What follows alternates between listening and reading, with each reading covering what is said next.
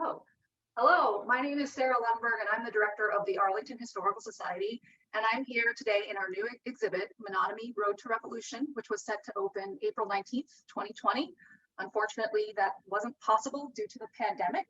But I'm here with Robert Gross, who served as our consulting scholar for the exhibit.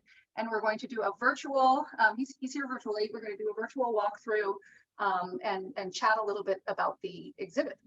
So go ahead, Robert, and just tell me a little bit about yourself and what drew you to this particular project. Okay, so I'm Bob Gross, Robert A. Gross byline.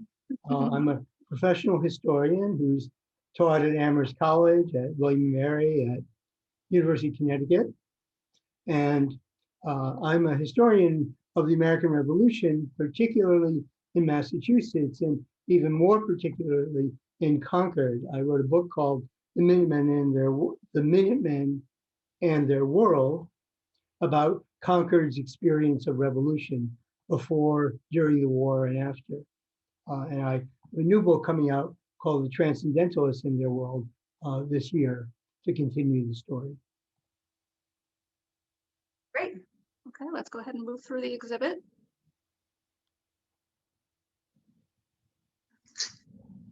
Oh, well, first I was going to talk a little bit at the map here. This kind of shows the lay of the land, and especially the road that would later become Massachusetts Avenue. And I want to introduce a couple of terms that we're going to use throughout the exhibit, and one of them is this word menotomy. Now, menotomy was just a colloquial term in 1775 of what was a precinct of Cambridge, of the larger Cambridge. Robert, can you speak a little bit about this? About how the role that we played with the town of Cambridge in 1775? Sure.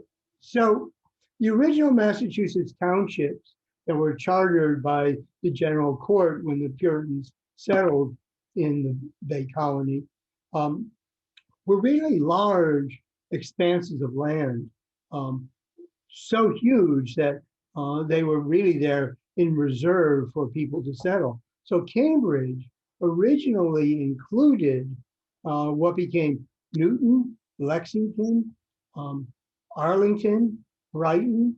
So this is, and originally people settle in Cambridge, and as population grows, they move out to different areas within the township. And as they move out and get settled, neighborhoods grow, families are connected to one another, people don't want to have to keep going back to the old center of town to attend public worship on the Sabbath or to go to town meeting. And so as these clusters grow up, they apply to the original town and say, please let us go and start our own town. And if you won't let us do that, then let us become a group that can hire its own minister and erect its own meeting house and pay for its own religious needs. Typically, the old towns don't want to let the new settlements go, in large part because there are fixed costs. The minister has a fixed salary when he's hired. You've got the cost of the meeting house. When you remove taxpayers, the people left behind have to pay more per capita. So you see struggles. This happened in the Concord area as well. The village, first Cambridge loses Newton in 1681. It loses Lexington in 1713. And in the 1720s and early 30s, the village of Menotomy wants to become a township of its own. Cambridge says no. Finally, the legislature says, okay, Menotomy can become a precinct, the northwest precinct of Cambridge. In 1732, it can govern itself for religious matters, but it still has to go to Cambridge town meeting to act on political affairs, which means we don't have a separate voice for Menotomy to track how Menotomy responded to all the issues that led to the American Revolution.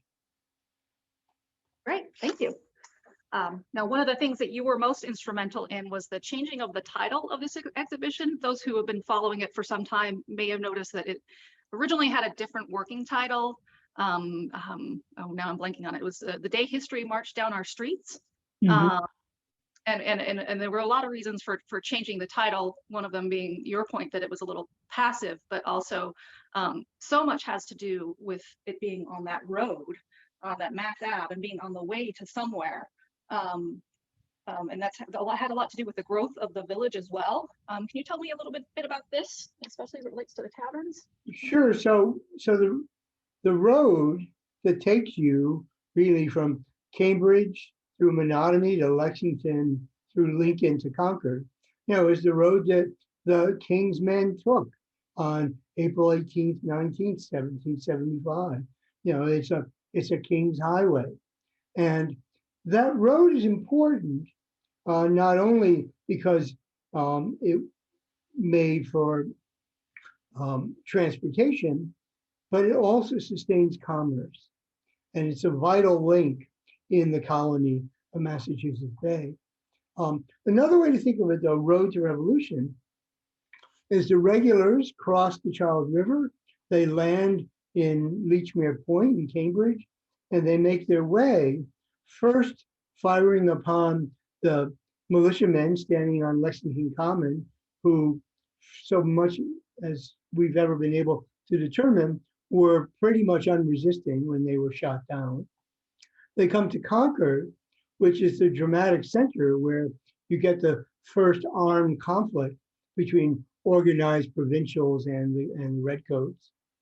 And then they may come back on the same road, and their road of retreat is no longer a road of invasion, but a desperate road in which they're fired upon continuously all the way back till they finally get sanctuary in Charlestown.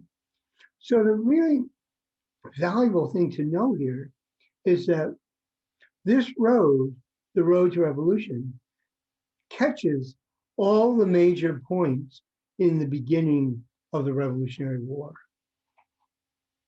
Great, thank you.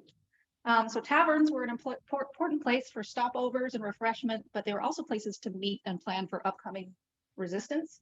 One of them is the Black Horse Tavern, which I'm showing here on the map. We unfortunately don't have an image of the Black Horse Tavern, but that shows about where it was in Menotomy.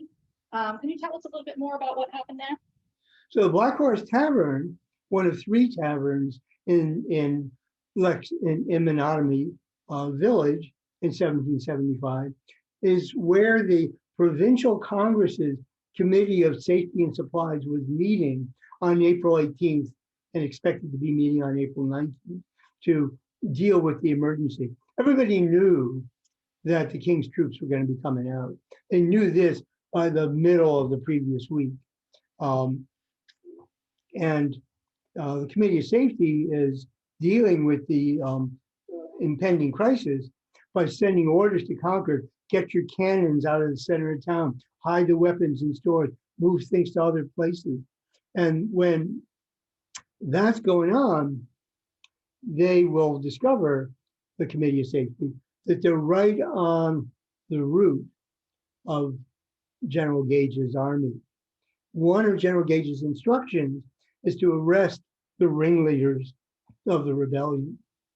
So they try to make it out of there as fast as possible. Another question, though, you might really want to ask is, why are they meeting in taverns? And why are there so many of them? Menotomy Village had about 400 people in 1775. 200 of those would have probably been over age 16 or so. Half of that 200 would have been women who generally didn't frequent taverns. So you had 3 taverns for 100 people or so. That seems like not a great financial base for a commercial establishment. It was the road that sustained those taverns, that brought teamsters and travelers and stagecoaches and passengers all through Menotomy. And there had to be businesses that sprang up to cater to the needs. So you had commercial establishments, and the taverns were public houses, as they were known, licensed by the county courts to sell alcohol to travelers in particular. The Puritans were really wary of drinking places. They were afraid that people would go to ale houses and under the release of alcohol, become turbulent and grumble about the rules of the Puritans. So they wanted men of sober character to oversee them. In these taverns, selectmen met, justices of the peace held court. Tavern keepers subscribed to newspapers so people could go there and read the news. They could hear from travelers what was going on in Boston. They could debate the issues of the day. So the ale house was really a center of communications and of association, whose major rival was the meeting house. Okay. Excellent transition to this section. Talks a little bit more about the minister and the town and how it was governed. And it's the subject of another video with Dorian Stevens, who was helpful in this section of the video. But we're going to lead on to your area of expertise, and that's the Minutemen, especially the names of the 1775 muster list, which a lot of your research took place researching all of these names. Can you tell me a little bit more about what you found? Right. So when I first started working with you at the Jason Russell House, you showed quite proudly the muster roll you had, which had come down over the generation, the Arlington Historical Society, as the muster roll of Benjamin Locke's Minute Company. And we decided to use the detailed genealogical records and tax lists and other sources to put together profiles of who was on that muster roll. Well, we did that, and only towards the end of the analysis did we realize this was probably not a muster roll of the Minute Company, but rather a list of the members of the company that Locke signed up to join him in the immediate aftermath of the beginning of war on April 19th. How do we know that? Well, there are 52 names on the muster roll, and Captain Locke is Lieutenant Solomon Bowman, and the men in the rank and file. Of them, about 54% of that list were people who lived in Menotomy. They're rooted in the community. They've been there often for 2 or 3 generations. Their average age is about 25 years old. They're landholders' sons, young men ready to respond at a minute's notice. But the other people on the list came from a variety of towns. Charlestown, and that's the part of Charlestown that became Somerville, so that's somewhat bordering. But you also had a few people from Boston and a number of other towns who could not possibly have been on that list, able to respond at a minute's notice. They just lived too far away. And so that was one clue that this is probably not the minute roll, but the company that volunteered then to serve in Cambridge and surrounding area in the siege of Boston. The second clue is there are 4 men of color on the list. And of those men of color, one had been enslaved before the Revolution. And the fact is, the Massachusetts Bay barred Negroes and Indians from regular militia training. It didn't bar them from alarm lists, which consisted of a lot of older men who were in reserve in case of an invasion, which is what, of course, April 19th was as the King's troops came through.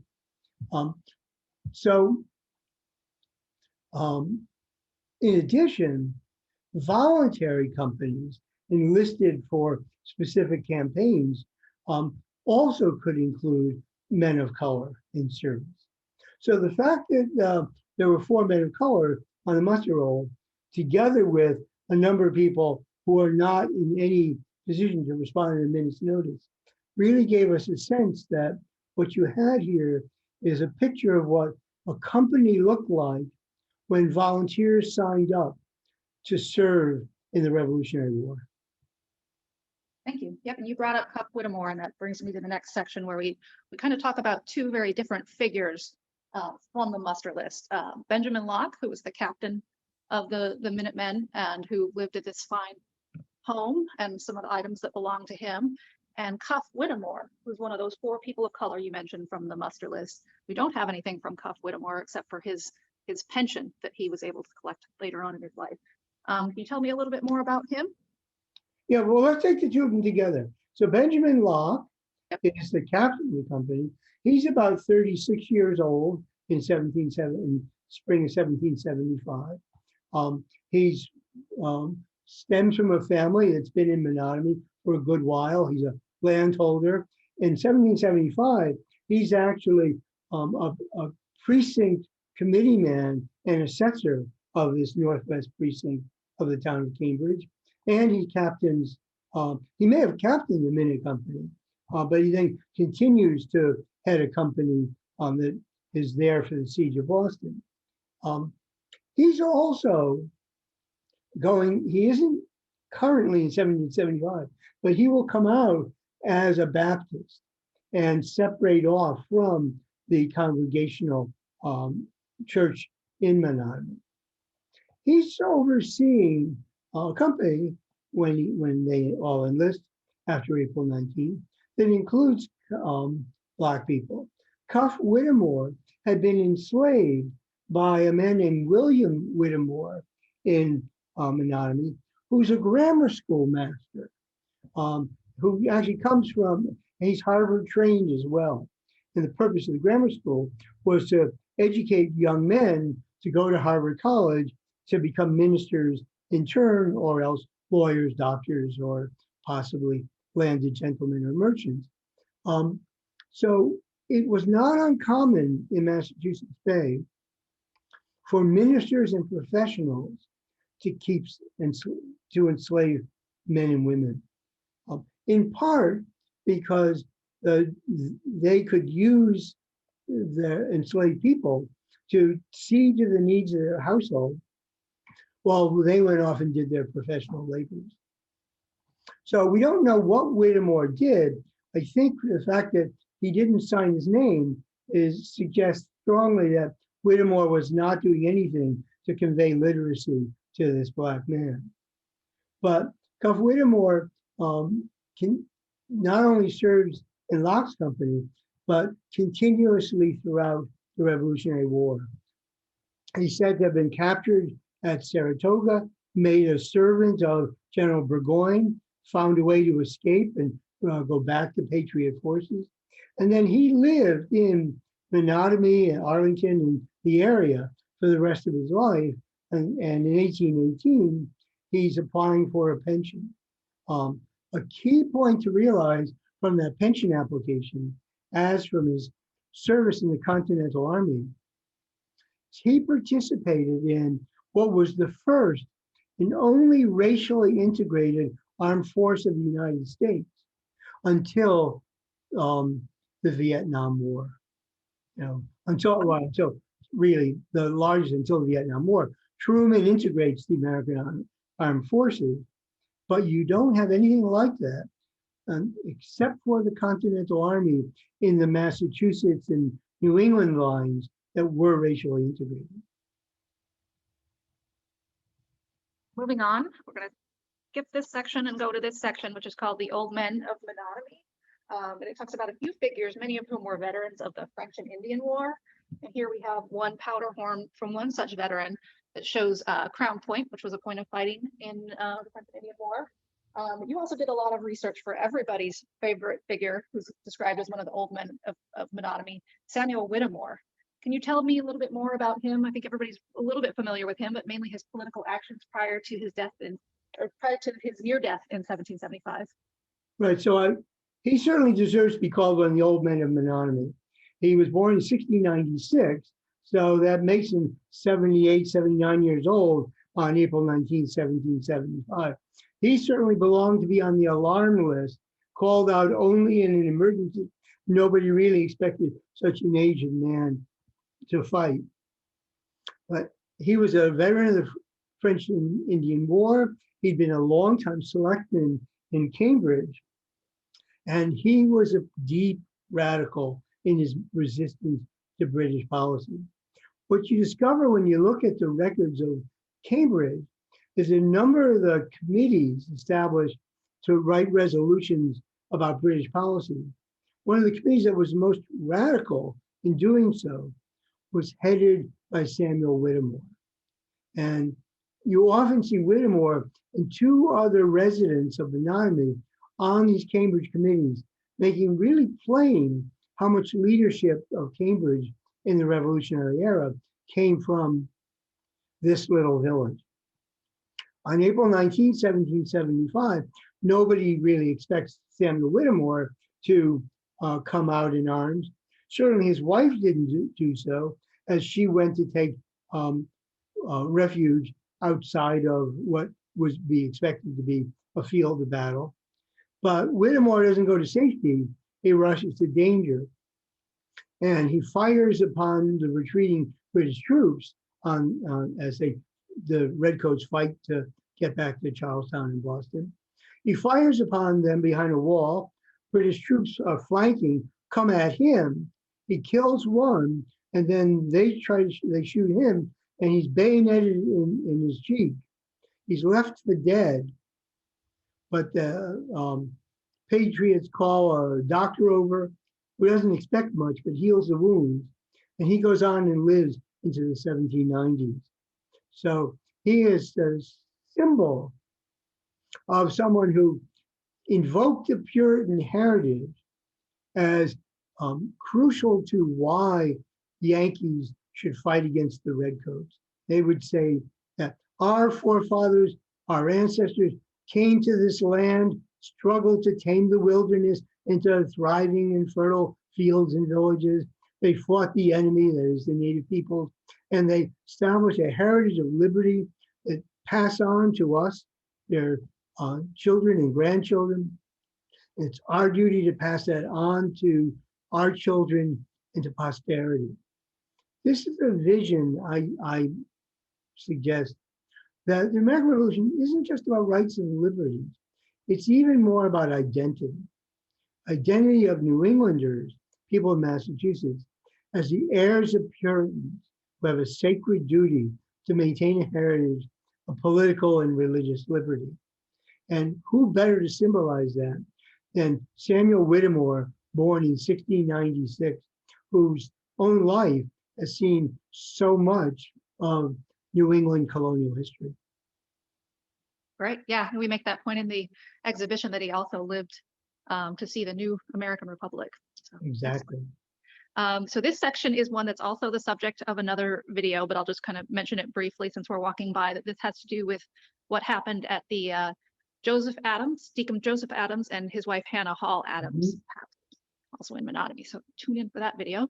I'm going to walk over to these two objects, which were not only witness to the events of April 1775, but they were the victims of the events. And they are two interior shutters from some houses that were also along the road. And they have a series of musket ball holes in them, much like the Jason Russell house. We had this looked at by some experts, and one of them pointed out that one of them has an attempt to cover up. So people continued to live in their houses over the years and had to kind of cover up the holes and the damage from the fighting, just like they did at the Jason Russell house. One of the things that might be worth saying when you think about the British troops firing upon all these houses is that when the British troops started the night before on April 18th, they had strict orders to fulfill their mission of arresting the ringleaders of the American Rebellion and capturing and destroying the military supplies that the provincials had been amassing in Concord. In effect, it's a search and destroy operation aimed at crippling the resistance to British government, to royal government under General Gage. But they had orders not to destroy private property. But by the time the troops were in Concord, and there's been fighting at the North Bridge, the soldiers in the center of town are pilfering goods from a number of people. Though there are lots of anecdotes of officers saying, we don't molest women, we don't bother private property. By the time the regulars are in retreat, And at Menotomy, after having suffered so much loss, so much patriot fire upon them, and finally being saved by Lord Percy when they get to Lexington, the regulars are in no mood to respect the colonies. And they've also had to continue to fight back against people surrounding them as they're getting through Menotomy with mini companies and militia units coming from all over the place. So we also get a sense of the regulars perhaps firing willy-nilly, or if they're aiming, they're no longer worrying about civilians being protected because they've got to get back to Charlestown with their lives intact. Great, thank you. Also note here, this is also another interior shutter. This is from the Samuel Cook Parsonage, and we also speak about that in the other video. But the house was also used as an impromptu hospital on April 19th, and that brings us to the section that deals with the aftermath. Another building that was used as a hospital was the old Adams House, a different Adams House than this Adams House, quite a few Adamses. And there are also some things that were discarded by troops as they were retreating. One example is this Royal Artillery pouch, which we're also going to share a video of Joel Bowie talking about this pouch. It came to us saying that it was bloodstained, but he did some research and found out that none of the Royal Artillery men were lost on April 19th, so it was probably likely that they were just discarding it.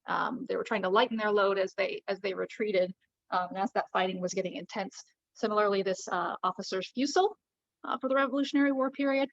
And then we have some other examples of objects, just like the shutters that were used as that were relics that were saved to commemorate the events. The Adams House door panel, and then we also have a piece of clapboard, and we have two musket balls.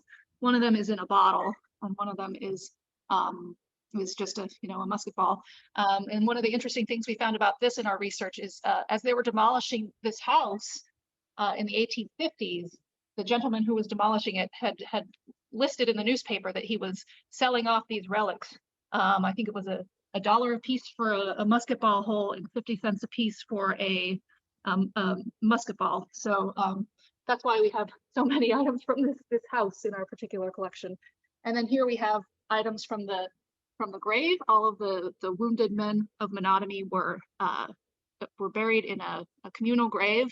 And when they put the obelisk in some 50 years later, these were some items that they found just lying in the dirt. And one is a piece of flint, a button, a piece of stocking, and a piece of leather. When you call them relics, it's a really important word because they have a kind of aura of being sacred relics from a fight in which forefathers, the patriots, shed blood, their own and that of the enemy. And that does make places like the Russell House, like the North Bridge in Concord, they're battlegrounds and they're graveyards. They're places where people gave their lives out of their commitment to what they thought was their homes, their families, their liberties, their way of life. And so it's not surprising that over the generations, you can see this in Concord, people have taken pieces of the North Bridge also as sacred relics, preserve them as objects that somehow we feel will connect us to a distant past. They were there, the objects, while the people are no longer there. So one other thing I think I'd like to add, you can. Great, go ahead. Which is that on April 19, 1825, Edward Everett, who had been a Harvard professor and was at that time in his first term as congressman from the district that's pretty much Middlesex County, he spoke at the 50th anniversary of the Revolution in Concord. And he had a problem at the time, and that is that Lexington and Concord were in a bitter argument about who deserved credit for being the place that started the Revolutionary War. He had to give this talk on the ceremonial day. What does he do? He actually skips over what happened in Concord, pretty much. He talks about Lexington as something of a massacre, but he goes over the entire route that we've just been traveling and says, this was the day for Middlesex County. And you can hear in his celebration of the men of Middlesex who came out and answered the alarm, a foretelling of Longfellows from every Middlesex village and farm. So it's appropriate that the Russell House be the site of this exhibit because it's catching up the finale of Middlesex's day in the street. Awesome. Well, thank you so much. I think that will conclude our talk. Got a chance to look at a little bit of everything. And thank you so much, Robert, for making the time. Go ahead and stop the audio.